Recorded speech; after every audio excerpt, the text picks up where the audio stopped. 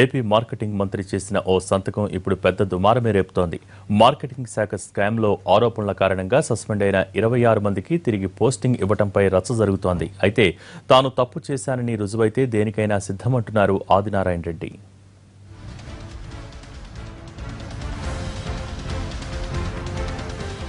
రాష్ట్రంలో పత్తి కొనుగోళ్ల విషయంలో 2 ఏళ్ల క్రితం పెద్ద స్కామ్ జరిగింది.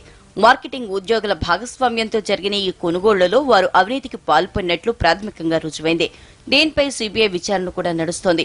అటు విజిలెన్స్ డిపార్ట్మెంట్ కూడా విచారణ జరిపి 26 మంది ప్రమేయంపై నివేదిక ఇచ్చింది. శాఖాపరమైన విచారణ జరిపిన మార్కెటింగ్ శాఖ 98 మందికి ఛార్జ్ మెమోలు ఇచ్చి వివరణ తీసుకుంది. స్కామ్ పరిధి పెద్దది కావడంతో ప్రభుత్వం వెంటనే చర్యలకు దిగింది.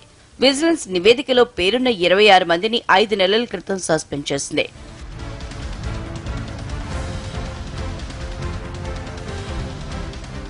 సస్పెండ్ అయిన వెంకట సుబ్బన్న అనే అధికారి దీనిపై హైకోర్టుకు వెళ్లారు.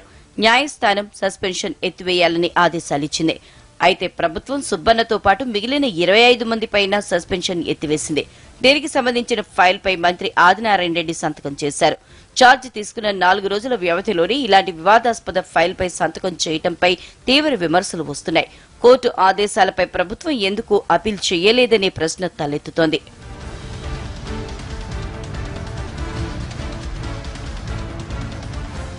సస్పెన్షన్ ఎత్తివేసే ఫైల్ గతంలో మంత్రి పుల్లారావు వద్దకు వచ్చింది. అయితే ఆయన దీన్ని గట్టిగా తిరస్కరించారు. అయితే మార్కెటింగ్ శాఖ మంత్రిగా బాధ్యతలు తీసుకున్న ఆదినారాయణ రెడ్డి దీనిపై నిర్ణయం తీసుకున్నారు.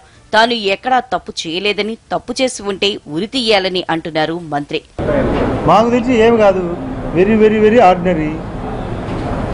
వాళ్ళ మధ్య ఎవరెవరు కావాలన్నప్పుడు సమస్య వచ్చినప్పుడు ఆ ప్రవర్తనలో భాగంగా జరిగింది. అది రేపు షెడ్యూల్ అవుతుంది. సమస్య ఏమి? అసలు ఆరోపణ వాళ్ళకు సబ్జెక్ట్ అయినా తెలియాలా.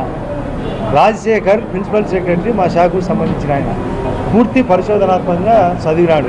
నేను ఆయన అడిగినా, ఎవరో కనీసము ఆ యొక్క ఉద్యోగస్తుల ముఖం ఇంతవరకు చూడలే. నేను చిన్న తప్పు చేస్తే నన్ను ఊరి తీసుకోవచ్చు.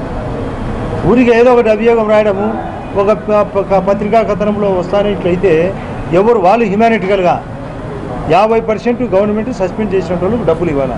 మిగతా 50% డబ్బులు ఎందుకు అనవసరంగా ఎందుకు ఇవ్వాలి? 50% రాజశేఖర్ గారు ప్రిన్సిపల్ సెక్రటరీ, ఆయన నాతో స్పెషల్ సెక్రటరీ క్యాడర్, ఆయన నాతో ఏం డిస్కస్ చేశాడు, సార్ ఎట్లయినా ఇవ్వాలా, ఆల్రెడీ దీనిపైన విజిలెన్స్ అండ్ మానిటరింగ్ ఎంక్వైరీ కూడా అయిపోయింది. కాబట్టి ఈ పరిస్థితుల్లో వాళ్ళు హ్యుమానిటికల్గా లూప్ లైన్లో వేసిన వాళ్ళను జనరల్ పోస్టులో వేలే. లూప్ లైన్ అంటే ఎక్కడైతే ఏమాత్రము వాళ్ళ సంబంధం లేని పోస్టులో వేసినాము. అటువంటి పరిస్థితుల్లో రాత్రే సీఎం గారి ఆఫీసు కూడా క్లారిఫికేషన్ ఇచ్చాడు. ఆయన తీసుకొని వచ్చిన నివేదికకు నేను మంత్రిగా ఓ సంతకం పెట్టాను.